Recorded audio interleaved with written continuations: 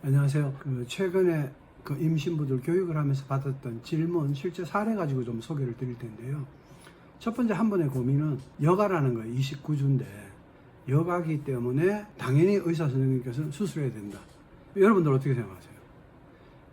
이게 우리가 이제 주치의 의견하고 산모의 생각, 이 두 가지가 굉장히 중요합니다. 닥터의 경우에는 대한민국 거의 제가 봐서는 99.9% 당연히 의사로서는 수술하는 게 가장 좋다. 근데 산모가 어떤 생각을 가지고 있느냐에 따라 다른 대안을 고려할 수도 있다. 그런 선생님도 정말 드물게 몇 분 계세요. 하지만 의사 입장에서는 안전한 출산이 가장 중요하잖아요. 산모도 안전하고 아기도 안전하고. 여가로 있다. 그럼 아무래도 출산 과정이 힘들고 여러 가지 변수가 많이 일어날 수 있으니까 큰 갈등 없이 수술을 당연히 추천하게 됩니다. 여러분이 반드시 이해하셔야 될 것은 우리가 주치의에 대한 존중심은 가져야 되는 건 틀림없지만 주치의 선생님이라는 분 자체가 그냥 산부인과 의사로서의 평균적인 소견을 이야기하는 거예요. 그 다음 우리는 주치의 개개인에 대해서는 사실은 잘 모릅니다.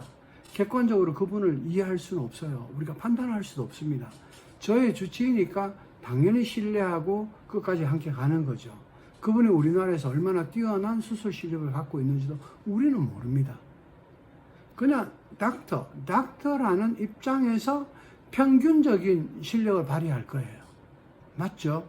그 이상 그 이하도 저는 아닐 거라고 봅니다. 그런데 아기를 낳는 우리 입장이 정말 중요하잖아요. 아무리 주변에서 누군가가 잘해주고 또는 방해를 하거나 해도요.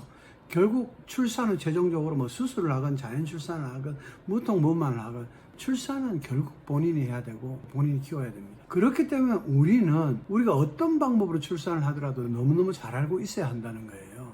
수술을 하기 때문에 알 필요 없다? 절대 그렇지 않다는 거죠. 여러분, 수술로 태어나고 무통으로 태어나고 자연 출산으로 태어나고 태어나는 과정이 다르면 세상을 살아가면서 경험 데이터가 달라지는 건데 여러분은 살아오면서 과거의 경험이 여러분의 미래에 인생에 영향을 주지 않습니까? 당연히 영향을 준다고요. 그러니까 수술이 나쁘고 자연 출산이 좋다 그런 얘기를 하려는 의도가 아니에요. 우리 아기가 어떻게 태어났는지의 그 과정은 자세히 알고 있어야 된다는 거예요. 전혀 다른 예를 한번 들어볼까요? 예를 들면 제가 임신을 했습니다. 그럼 임신을 한 사람들도 너무나 많은 생각이 종류가 있을 수 있잖아요. 예를 들면 저는 임신을 너무너무 기다렸어요. 근데 딱 임신을 했어요. 날아갈 것 같고 너무너무 기분 좋고 남편한테 또는 가족들한테 나 임신했어 어마어마하게 축하를 받는 그런 임신부도 있을 수 있고 또 현실적으로는 임신 자체는 정말 좋은 일이지만 지금 임신하면 안 되는데 한 2, 3년 바짝 벌어가지고 2, 3년 있다가 임신이 돼야 되는데 느닷없이 임신이 돼가지고 마냥 기뻐하지 못하고 고민하게 되는 경우들도 있죠. 그러면 한번 생각해 보세요. 그냥 우리만의 생각이라고 딱 단정 지을 수도 있지만 비록 이 아이가 아직은 수정난 상태입니다. 그렇죠? 동물도 아니에요. 배아세포 상태인데 임신이라는 사실을 알았을 때 어떤 생각을 가지고 있었느냐가 정말 아무런 영향이 없을까요? 세포지능이라는 게 존재하고 있는데 우린 정말 많은 생각을 했으면 좋겠다. 왜? 나의 인생이니까요. 자, 그 얘기로 하면 너무 골치 아프니까 그것까지도 궁금하신 분은 세계적인 사이트가 있죠. 이 사이트에 들어오셔서 공부를 하시면 됩니다. 여기에 세계적인 석학들, 정신과 의사, 심리학자, 일본의 너무나 유명한 닥터, 프랑스의 닥터, 정말 많은 사람들이 들어와 있습니다. 한국 대표로 저도 들어와 있고요. 비록 영어로 되어 있지만 공부를 하시면 한국에서 도저히 들을 수 없는 그런 자료들을 만날 수 있습니다. 저도 자주 소개를 시켜드릴게요. 다시 원래 여가의 이야기로 돌아올게요. 제가 28주 된 임신부예요. 오늘 갔더니 병원에서 여가라고 이야기합니다. 지금 당장 오늘 출산할 건 아니니까 얘가 정상적으로 돌아오지 않으면 수술을 하게 될 거다. 그러면 이제 우리가 생각할 수 있는 옵션이 있죠. 예를 들면 엄마로서 나 수술하는 거 괜찮다. 그런 엄마들이 있죠. 그건 큰 갈등이 없을 거예요. 맞죠? 여가이든 좋은 위치에 있든 어차피 나는 수술할 거야. 그런 분들한테는 크게 영향이 가지는 않을 거예요. 근데 어떤 엄마들은 전 정말 수술 싫어요. 전 너무너무 자연주의 출산을 하고 싶습니다. 의료 개입도 없는 완전한 자연주의 출산을 하고 싶어요. 이런 엄마들이 100명 중에 한두 명은 꼭 있단 말이에요. 이런 분들은 갈등이 심할 수 있죠. 원래는 이게 굉장히 다양한 부류의 엄마들이 존재하는데 크게 세 그룹만 말씀을 드릴게요. 우선 수술 오케이. 그 다음 두 번째는 아주 드물지만 1, 2%의 의료 개입이 없는 순수한 자연주의 출산, 즉 아기의 탄생 선택권을 최대한 존중하겠다는 거예요. 주체를 태아로 보는 겁니다. 그 다음에 두 번째, 저는 무통도 괜찮고 다 괜찮은데 수술은 저도 싫어요. 어떻게든 자연분만을 하고 싶다. 어쨌든 수술은 안 하고 꼭 자연분만을 하고 싶다. 세 번째 그룹. 이렇게 세 그룹이 있을 수 있단 말이에요. 엄마의 생각이 너무너무 중요하죠. 첫 번째 수술 그룹은 뭐 크게 갈등할 일이 없으니까 일단 논외로 할게요. 사실은 이 그룹도 준비해야 될 게 정말 많습니다. 두 번째 그룹. 저는 의료 개입이 없는 정말 자연주의 출산을 하고 싶다. 자연주의 출산을 하려면 아기가 가장 좋은 위치로 돌아와야 되잖아요. 그럼 이런 엄마들은 요가를 하면서 뭐 여가를 돌릴 수 있는 그런 고양이 체조다, 북극곰 체조다 이런 것들 되게 많이 할 거예요. 근데 그 체조를 통해서 돌아올 수 있는 확률이 좀 있습니다. 근데 이건 주수가 많아지면 잘 안 돌아올 수 있죠. 그래서 한 32주가 넘어가서도 만약 여가가 제자리로 잘 돌아오지 못한다? 그럼 33주, 34주 이렇게 되면 아기가 점점 커지잖아요. 그럼 돌아올 가능성이 점점 없어지니까 이제 수술 확률은 정말 높아지죠. 그러니까 32주 안에는 2주 전후, 32주, 33주 이때까지는 아이가 정상으로 돌아와야 되거든요. 그래서 엄마가 체조를 하고 나름 노력을 했지만 안 돌아왔다. 그럼 선택할 수 있는 방법이 뭐가 있겠어요? 여러분이 그런 옵션에 대해서 자세히 알고 있어야 돼요. 저는 오늘 간단하게 설명을 드리지만 자연주의 출산을 하고 싶다 그러면 대충 알아서는 안 되는 거예요. 자, 첫 번째 옵션을 말씀드렸습니다. 최대한 체조를 열심히 한다. 맞죠? 두 번째 옵션은 이 여가를 정상적인 태아의 위치로 돌릴 수 있는 여가 분리술이라는 걸 할 수 있는 조산사와 산부인과 닥터들이 우리나라에도 몇 분 계세요. 이걸 초음파를 보면서 같이 해야 돼요. 막 여가를 돌린다 그러니까 막 오해를 하시는데 뭐 내진 같은 거를 해서 돌린다 그게 아니고요. 바깥에서 배를 이렇게 한쪽을 이렇게 압박을 주면 태아가 자꾸 밀리니까 태아가 이렇게 돌겠죠. 촉진을 통해서 태아의 위치를 완벽하게 알거든요. 머리가 어디 있고 엉덩이가 어디 있고 다리가 어떻게 나와 있고. 그럼 위험하지 않게 그걸 돌릴 수 있고 그 다음에 초음파를 통해서 확인을 시켜줄 수 있단 말이에요. 난 그렇게 해서라도 의료개입 없는 자연주의 출산을 하겠다 라는 산모의 생각이 중요한 거지. 그 생각이 확고하다면 그런 분을 찾아가겠죠. 자, 두 번째 옵션 말씀드렸습니다. 세 번째는 어떤 옵션이 있을까요?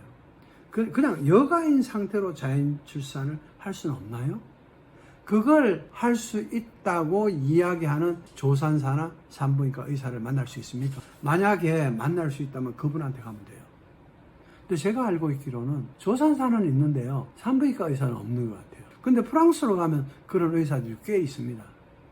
그래서 저희 스승님 미셸 오당 박사를 전 세계의 많은 여가 임신부들이 출산을 하려고 과거에 프랑스의 피티비에라는 병원으로 많이 왔던 거고 오당 박사는 정말 많은 여가를 자연 출산을 했는데 여가를 자연 출산하는 걸 보면요 전부 서서 아기를 받아요.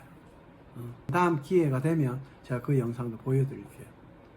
또 다른 방법이 있을 수 있나요? 없는 것 같아요. 근데 방법론이 중요한 게 아니라 산모가 자연주의 출산을 꼭 하고 싶은 이유도 있을 거고 자연주의 출산을 하면 어떤 점이 좋은지 나름대로 소신도 분명한 산모라야 뭐 1번이 됐건 2번이 됐건 3번이 됐건 자기의 상황에서 선택하지 않겠습니까? 그러면 제가 여태까지 상담을 한 사람 중에 예를 들어서 여가였다. 만약에 한 100명이 있었다고 하면 제가 이런 옵션을 얘기했을 때 100명 중에 한 30%는 그냥 바로 포기해요. 자기도 자연주의 출산을 하고 싶지만 왠지 또 그런 방법들은 위험성도 있을 것 같다 하니까 결심을 못하는 거죠. 그 다음에 한 30% 정도는 돌려요. 근데 정말 재밌는 일은 돌리면 또 여가로 돌아가는 애기들도 있어요. 일주일 있다가 또 돌리면 또 돌아가는 애기들도 있어요. 그러면 그 자세로 돌아가야만 하는 이유가 있겠죠. 돌린 경우에 한 7, 80%는 정상위가 되니까 자연출산을 잘 합니다. 그러니까 자연주의 출산을 한다 안 한다에 장점이 있다 없다 이런 얘기는 공부를 해봐야 아는 이야기니까 여러분들 같은 경우에 만약 자세히 공부하지 않았다면 이게 좋다 꼭 그렇게 주장할 필요도 없죠. 여러분이 생각하는 방법이 저는 좋을 것 같은데 근데 자연주의 출산의 장점이라고 믿고 있는 분들도 계시잖아요. 자연주의 출산이 가장 좋다. 거기에 태어난 아기한테도 가장 좋다. 산모한테도 가장 좋다. 이 두 사람의 애착도 너무 좋다. 등등등등. 자기가 이미 공부를 그만큼 했기 때문에 나는 가능하다면 반드시 자연주의 출산을 하려고 노력을 하게 될 거라는 거예요. 그러면 결론이 뭡니까? 산부인과 의사의 추천이라는 건 기본인 거고 산모가 자기 자신의 소신에 의해서 그걸 주는 거죠. 근데 산모가 그와 같은 의견을 얘기했을 때 그 산모가 다니고 있는 병원의 주치의가 산모의 요청사항을 받아들일 수 있는 병원이라면 그 병원에서 하게 될 거고, 만약 그 주치의가 저희 병원은 그렇게는 못합니다, 이렇게 대답을 하면 이 산모는 또 다른 옵션을 선택해야 되죠. 그런 게 가능한 병원으로 바꾸거나 아니면 다니던 병원에서 자신의 주치의가 추천하는 방향을 따라가거나. 세상이라는 건 절대적인 정답이라는 건 없다는 거예요. 또 이게 무조건 더 낫다 더 나쁘다 이런 것도 없다는 거죠. 제가 보면 여러분의 소신과 신념에 따라서 살아가는 건 아니겠습니까? 그게 뭐 비단 출산만 그렇습니까? 인생 전체가 그렇죠. 그래서 남이 다른 선택, 다른 대안이 있다고 했을 때 거기에서 우리는 평가를 하면 안 돼요. 왜? 뭐가 진짜 좋을지는 아무도 모릅니다. 왜? 우리가 그만 공부를 안 했거든요. 정말 공부를 많이 하면요, 그래도 좀 더 이게 더 좋다, 이게 덜 좋다 라는 이야기를 할 수 있어요. 그러나 제가 일반적으로 만나본 임신부들 입장에서 그 말을 할 만큼 많은 공부를 하고 있는 것 같지는 않더라. 그래서 여러분들 그렇게 하시면 될 것 같고, 그 다음 세 번째 그룹이죠. 저는 막 그렇게까지 자연주의 출산까지는 아니지만 그래도 가급적 무통을 하거나 뭘 하더라도 수술만은 피하고 싶다. 그럼 이분들도 해야 될 노력은 뭡니까? 아기를 어디 가서 돌리는 그런 선택을 잘 하진 않아요. 이분들이 선택할 수 있는 가장 보편적인 옵션은 뭐 고양이 체조, 북극곰 체조, 기타 등등 몇 가지 체조들이 있습니다. 그 체조들을 통해서 아이가 가능한 좋은 위치로 돌아오도록 최선을 다하는 거죠. 근데 체조를 열심히 하면요, 좋은 체조를 정말 열심히 하면 한 50%는 돌아와요. 근데 체조를 잘 알고 잘 하셔야 합니다. 그런 것도 또 하나의 공부잖아요. 그러면 결국에는 보세요, 좋은 위치로 돌아왔어요. 그럼 반드시 자연분만이 될까요? 또 하나의 퀘스천이 있죠. 이건 다음 기회에 다양한 출산에 대해서 소개를 시켜드리도록 할 텐데요. 오늘은 여가라는 이야기를 들었을 때 어떻게 해야 되나요? 라는 것에 정답은 없다. 결론입니다. 저는 선생님의 추천에 따라 수술을 해야 된다면 수술을 하겠습니다. 이게 첫 번째 그룹, 가장 많죠. 그 다음 두 번째, 저는 자연주의 출산을 꼭 할 거예요. 이런 분들은 반드시 자연주의 출산이 가능한 주치의나 병원을 찾아가야 되겠죠. 조산원이나. 그러니까 이분들도 자기 소신에 따라 움직이는 거예요. 또 세 번째로, 전 가능하다면 수술은 피하고 싶고, 그렇다면 이분들은 아기가 일단 정상 포지션으로 돌아와야 되잖아요. 그러니까 굉장히 열심히 체조해서 36주, 7주, 8주 출산 전까지 아기가 제자리로 돌아오는 그런 노력을 해야 되겠죠.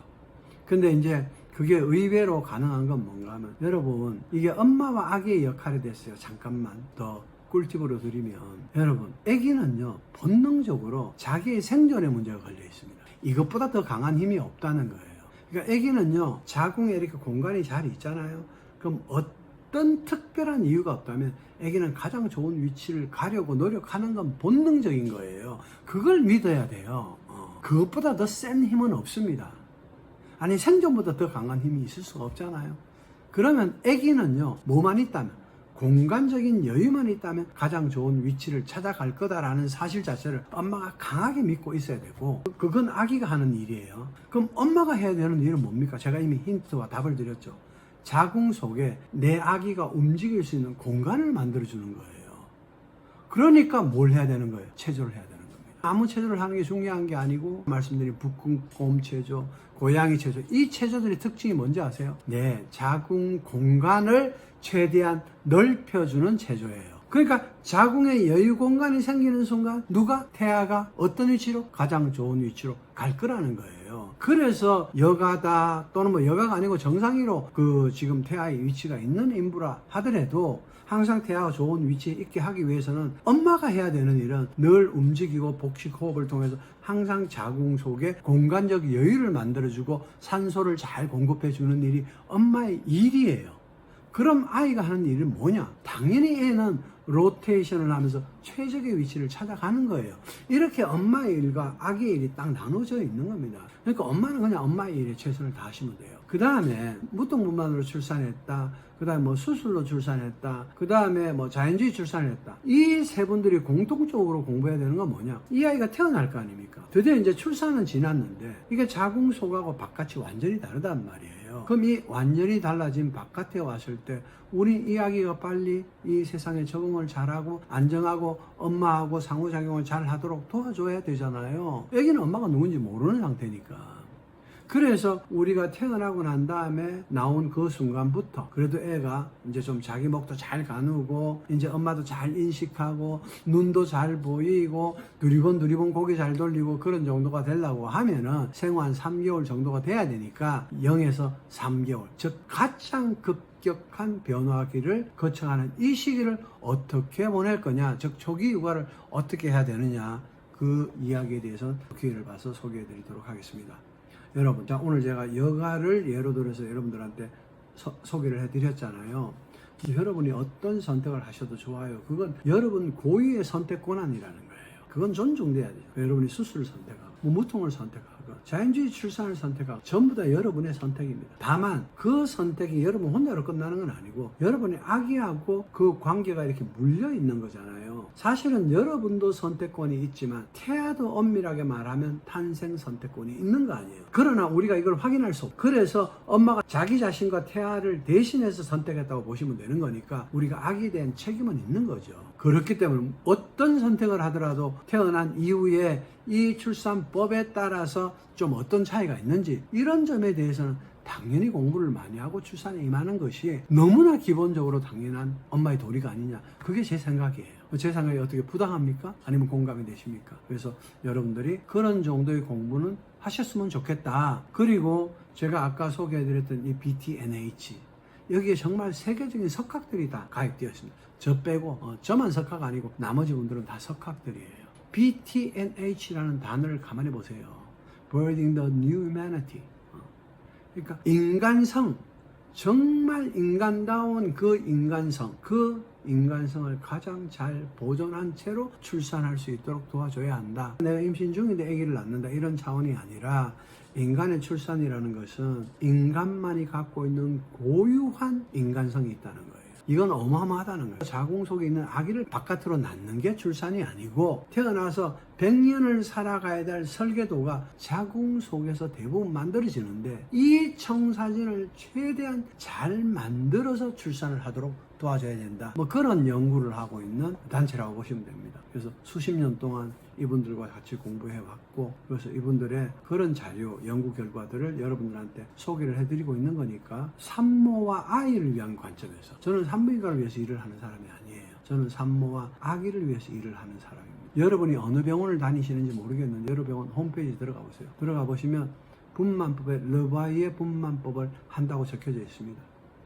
여러분이 다니시는 모든 산부인과에 이 프랑스의 르바이의 분만법을 도입해서 보급한 사람이 바로 저예요. 산모와 태아를 위해서. 우리가 기회가 된다면 이런 공부를 꾸준하게 같이 해나가고 정보를 공유할 수 있으면 좋겠습니다. 감사합니다.